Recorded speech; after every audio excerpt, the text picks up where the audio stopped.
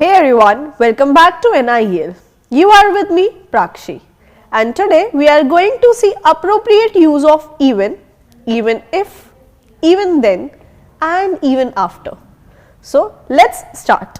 The very first one we have is even. In Hindi we say यहाँ तक की या फिर भी. Basically एक surprising हमारा एक action होता है. When we have to go for our expressions, we say यहाँ तक की और भी. इवन जो है वो या तो सिर्फ पॉजिटिव या नेगेटिव सेंटेंसेस में यूज किया जाता है, but even can not be used in interrogative. For example, यहाँ तक कि मुझे भी नहीं पता है.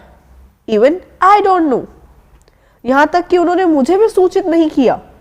Even they didn't inform me. यहाँ तक कि एक बच्चा भी अंग्रेजी बोलना सीख सकता है. Even a kid can learn how to speak English. मेरे पास तो तुम्हारा पता है, लेकिन राम के पास तो तुम्हारा पता भी नहीं है. I have your address, but Ram doesn't even have your address. So here we can understand one thing, that even is used in positive and negative sentences only. Now we have even if. In Hindi we say भले ही, चाहे या फिर भी. Basically even if हम तब लगाते हैं जब हम किसी possibility की बात करते हैं, when we are talking about संभावना.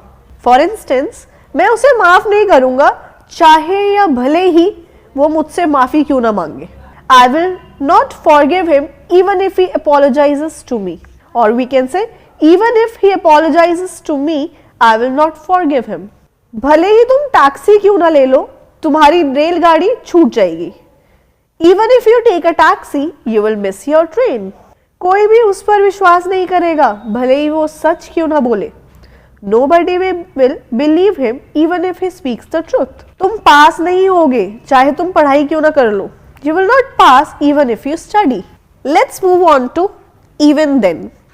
In Hindi, when there is Hindi ending और sentence में अगर आपको दिखाई दे रहा है तब भी, फिर भी या के बावजूद, तो आप लगाते हो even then. मैं तब भी तुम्हारी मदद करने के लिए तैयार हूँ. Even then I am ready to help you. वह कभी स्कूल नहीं गया, फिर भी या तब भी उसे सब आता है.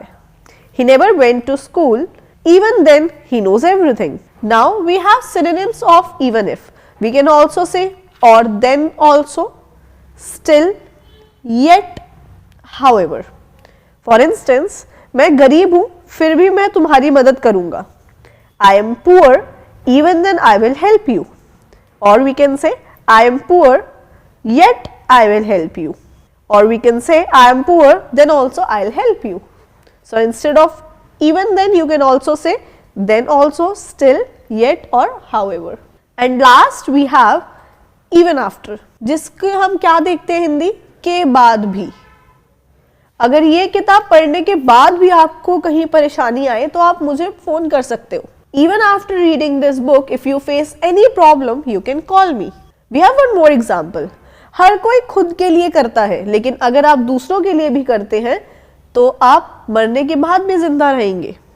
Everyone does for himself, but if you do for others too, you will live even after your death. So here we understood the difference between for, even if, even after or even then.